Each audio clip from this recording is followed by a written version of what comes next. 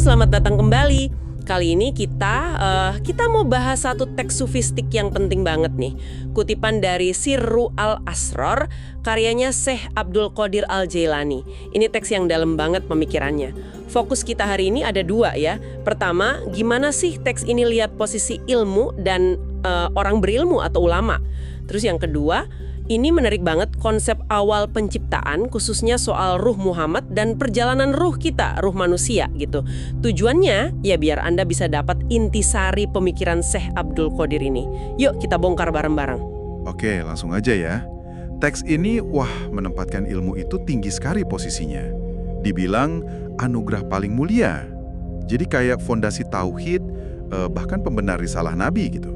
Jadi ini bukan sekedar pengetahuan biasa loh. Sesuatu yang fundamental banget lah dalam hubungan kita sama Tuhan. Wah, menarik itu. Dan dari situ kelihatannya penulisnya juga ngangkat banget derajat ulama ya.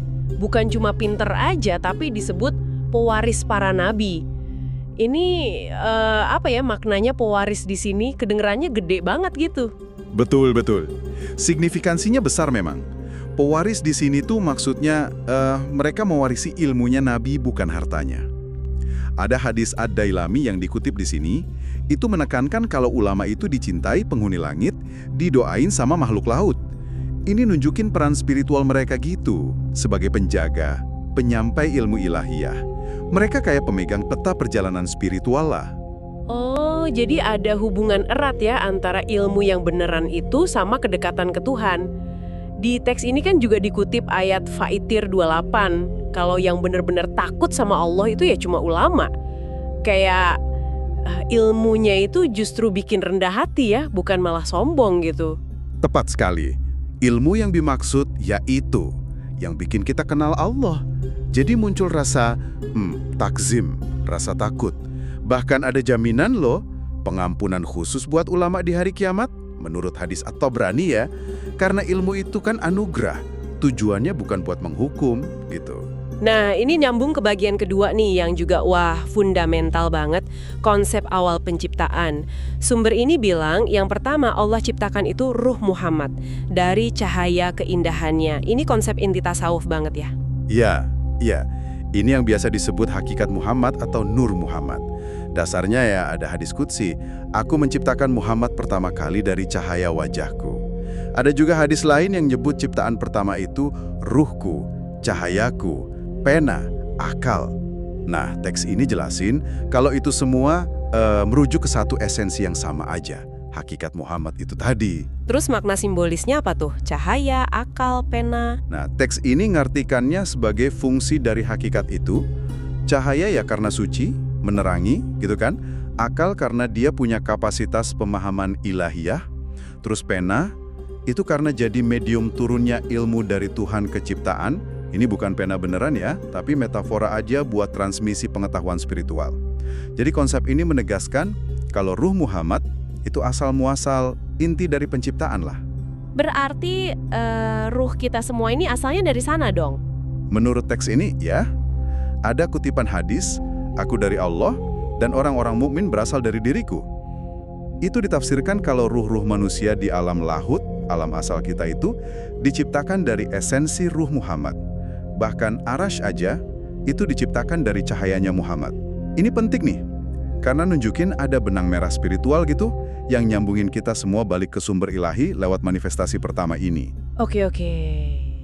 Terus gimana caranya ruh ini bisa nyampe ke kita, ke bentuk fisik ini? Teks ini kayak gambarin ada perjalanan menurun gitu ya? Benar. Jadi ruh itu diturunkan dari alam lahut yang tinggi itu, lewat beberapa alam atau dimensi spiritual lain. Ada Jabarut, alam kekuasaan, terus Malakut, alam malaikat, baru akhirnya nyampe ke alam mulk, alam fisik kita ini. Dan di situ baru menyatu sama jasad.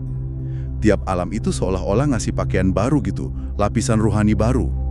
Ini cocok sama isyarat di surat At-Tin ayat 5 tentang manusia dikembalikan ke tempat serendah-rendahnya, yaitu jasad fisik ini.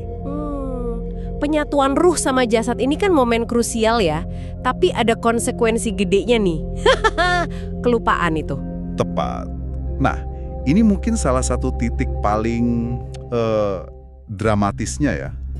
Pas ruh masuk ke jasad, dia jadi lupa sama perjanjian awalnya sama Allah. Yang disebut di surat Al-A'raf 172 itu loh. Pas ruh bersaksi kalau Allah itu Tuhannya. Teks ini ngelihat kelupaan ini sebagai akar masalahnya. Kenapa manusia jadi terpisah dari asalnya? Kita kayak kena amnesia spiritual gitu semua. Tapi kan harapan buat kembali nggak hilang kan? Ada pengingatnya. Tentu. Kitab suci, para nabi, itu diutus buat ngingetin kita akan hari-hari Allah. Istilah di surat Ibrahim ayat 5. Maksudnya ya momen-momen perjumpaan sama Tuhan di alam asal dulu. Nabi Muhammad sebagai penutup nabi punya peran penting banget buat buka mata hati, ngajak balik ke Allah. Para sahabatnya juga disebut kayak bintang penunjuk jalan. Terus cara spesifiknya gimana tuh buat ingat lagi dan kembali menurut teks ini? Ada disebut soal basyirah. Yah, basyirah. Itu penglihatan mata batin. Bukan cuma intuisi biasa ya, tapi kemampuan melihat realitas spiritual. Nah ini dapatnya bukan dari ilmu zohir, ilmu luar yang dari buku atau logika aja, tapi dari ilmu batin atau ilmu laduni. Ilmu yang diterima langsung dari sisi Allah. Kayak isyarat di surat Al-Kahfi ayat 65. Buat ngebuka basyirah ini, nah teks ini nekenin perlunya bimbingan dari wali mursyid, pembimbing spiritual yang ahli. Terus juga menapaki tarekat, jalan spiritual tertentu. Disinilah peran ulama pewaris Nabi tadi jadi praktis banget. Oke, jadi kalau dirangkum nih ya, teks ini memuliakan banget ilmu yang bikin kita kenal Tuhan dan juga para pewaris ilmunya. Terus ngegambarin asal ruh kita dari cahaya Muhammad, perjalanannya turun ke dunia fisik ini yang bikin kita lupa janji sama Tuhan, dan akhirnya jalan pulangnya itu lewat mengingat lagi asal kita, dibantu sama ilmu batin atau basyirah dan perlu bimbingan spiritual.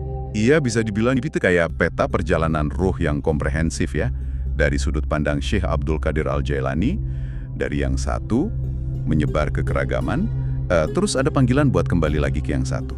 Nah, sebagai penutup nih, coba kita tarik sedikit ke diri kita ya.